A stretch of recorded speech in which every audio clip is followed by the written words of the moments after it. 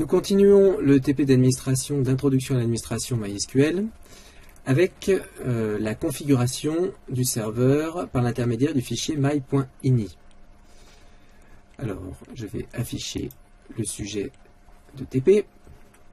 Donc, nous en sommes à la page 5, après la page 4, à la section configuration. Et on va donc, pour configurer le serveur, agir sur le fichier texte my.ini. Alors ce fichier texte, c'est un fichier qui va regrouper un ensemble de couples clés-valeurs ou paramètres, nom du paramètre valeur, pour qu'on puisse fixer pour chacun des paramètres intéressants du serveur MySQL la valeur qui nous convient pour notre serveur. Alors revenons sur le fichier my.ini. A priori, si on l'a téléchargé à partir de ma page internet, ici, il s'appelle my-default.ini.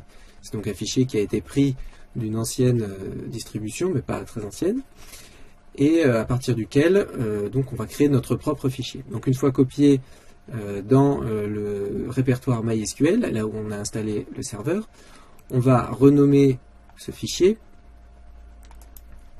en my tout court, sachant que par défaut Windows n'affiche pas le .ini pour les fichiers .ini, mais c'est bien le nom du fichier, c'est bien my.ini.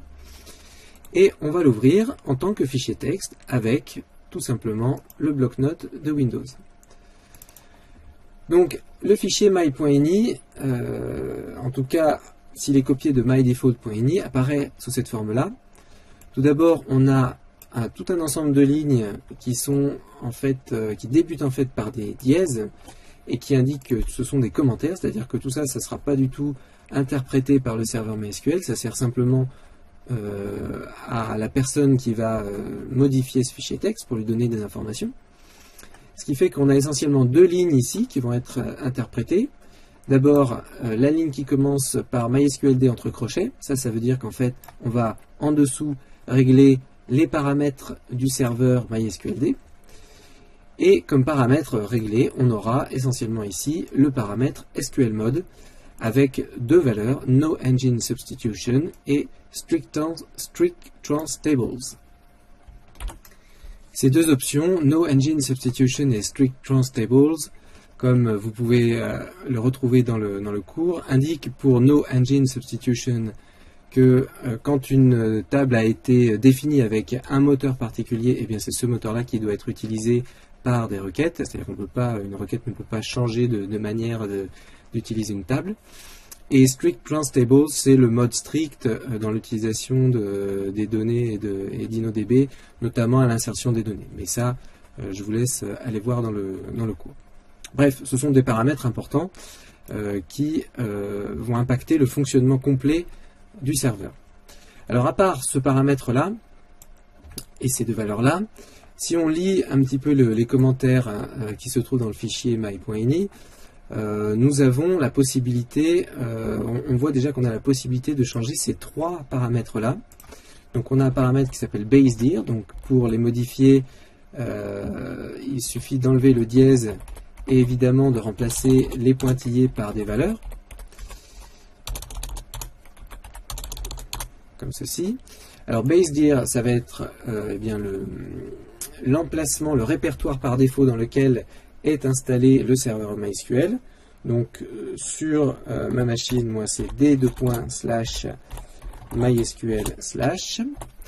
Alors une petite précision, pourquoi on met des slash et non pas des anti-slash alors qu'on est sous Windows? Tout simplement parce que MySQL est un produit qui a été développé à l'origine sous Unix et eh bien les slash ont été conservés. Mais si vous mettez des slash avec des guillemets, ça pose pas de problème. Le datadir, eh bien c'est le répertoire des données qui a été créé à l'initialisation du serveur. Donc c'est d/mysql/data. Le port c'est toujours le même, 3306. Et le serveur ID, là on va mettre un numéro, n'importe lequel, 1, c'est pas très important. Ça serait important pour nous, le serveur ID, quand on s'intéressera à la politique de sauvegarde, notamment à la sauvegarde des fichiers journaux, des logs. Auquel cas, là, il faut absolument qu'il y ait une valeur. Donc, en fait, les deux principaux paramètres ici qu'on a réglés sont ces deux-là. On a donné une valeur, on a enlevé le dièse. Ce sont les premières manipulations de configuration du serveur. On va sauvegarder le serveur, le fichier my.ini tel qu'il a été modifié, et ensuite on va pouvoir exécuter notre serveur à nouveau, mais cette fois-ci avec le fichier my.ini, et donc on aura ces paramètres-là qui seront pris en compte. Pour lancer le serveur, comme d'habitude, je vais dans le menu démarrer et je vais ouvrir une ligne de commande.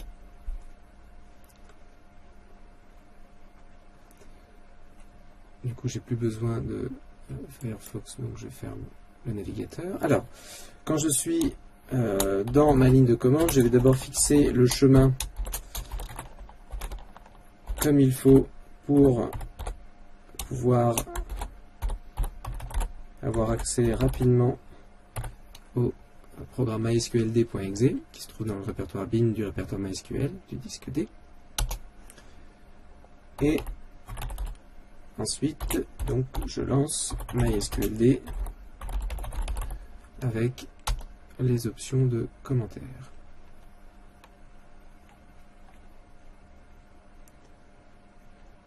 Voilà, a priori, la fenêtre s'ouvre avec toutes les informations. A priori, il n'y a pas d'erreur.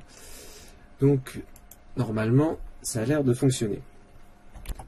Notre serveur venant de démarrer, il s'agit maintenant de vérifier si il fonctionne bien, s'il n'y a pas de souci. Alors pour ça, on a plusieurs moyens. On peut aller, par exemple, dans le gestionnaire des tâches en tapant CTRL-ALT-SUPR. Donc on ouvre le gestionnaire des tâches et dans les processus, on trie les processus.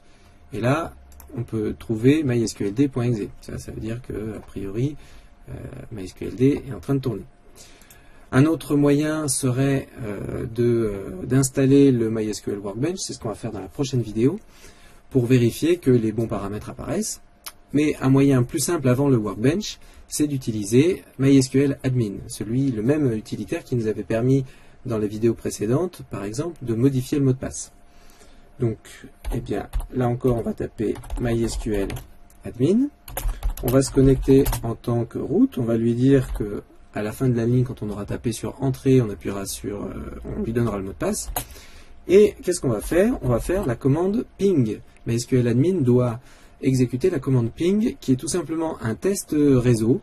C'est-à-dire, MySQL Admin va envoyer un message au serveur MySQLD, qui, s'il est en vie, s'il est bien présent, va lui répondre, et MySQL Admin nous renverra un message comme quoi tout va bien. Donc, j'appuie sur Entrée. Là, je dois taper le mot de passe. Je vous rappelle, j'avais changé le mot de passe en root. Et voilà, MySQL Admin nous affiche MySQLD is alive, donc tout va bien. On a bien réussi à relancer avec les paramètres du fichier my.ini. Donc dans la prochaine vidéo, on va installer le Workbench pour à nouveau vérifier que tout va bien au niveau du serveur, et pour terminer la deuxième étape de configuration, cette fois-ci en utilisant l'interface conviviale du Workbench.